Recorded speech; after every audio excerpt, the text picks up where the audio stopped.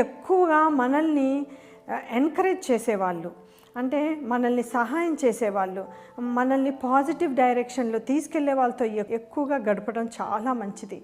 At the same time మనం కూడా analyse చేసుకుంటూ ఉండాలి. మనం కరెక్టా కాదా, మనం కరెక్ట్ అయితే వాళ్ళు ఏ మాటలు అన్నా కూడా మనకి ఎఫెక్ట్ ఇవ్వకూడదు అని. ఫర్ ఎగ్జాంపుల్, కించపరిచే వాళ్ళతోటి ఈరోజు మాట్లాడతాము, బాగా తెలిసిన వాళ్ళే మనల్ని కించపరుస్తూ ఉంటారు, మనల్ని డౌన్ చేస్తారు, మనల్ని డిస్కరేజ్ చేస్తారు. అది పాజిటివ్గా లెర్నింగ్గా తీసుకోవచ్చు, అట్ ద సేమ్ టైము బాధపడచ్చు. మనం ఏ విధంగా తీసుకోవాలి, అది పాజిటివ్గా తీసుకొని నెక్స్ట్ టైం అట్లాంటి మిస్టేక్స్ చేయకుండా అందరికీ నచ్చే విధంగా మార్చుకొని ప్లాన్ చేసుకుంటే బెటరు.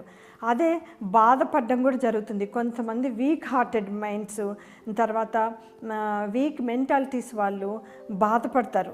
అది వినంగానే తర్వాత వీక్ మెంటాలిటీస్ వాళ్ళు బాధపడతారు. అది వినంగానే చాలాసేపు ఏడుస్తారు, ఎందుకు ఇట్లా అయిపోయిందని బాధపడతారు, డిప్రెషన్ తెచ్చుకుంటారు.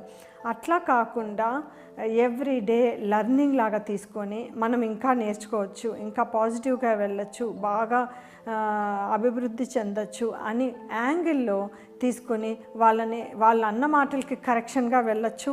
ఇంట్లో వాళ్ళతోటి డిస్కస్ చేసి వాళ్ళు అలా ఉన్నారని మన శ్రేయోభిలాషులతోటి డిస్కస్ చేసుకొని మాట్లాడుకొని, ఇలా అన్నారు, నాకు ఇలా బాధేస్తుంది, నేను నెక్స్ట్ టైం నేను ఎలా చేయాలి, నేను ఎలా మారాలి అని డిస్కస్ చేసుకొని మారుతూ ఉంటే మనం పాజిటివ్ డైరెక్షన్లో వెళ్తాము. అట్ ద సేమ్ టైం మన పర్సనాలిటీ కూడా చాలా డెవలప్ అవుతుంది. మనకి యాంగ్జైటీ, డిప్రెషన్ లేకుండా కొంచెం ప్రశాంతంగా ఉండటానికి అవకాశం ఉంటుంది. మనసు బాగోన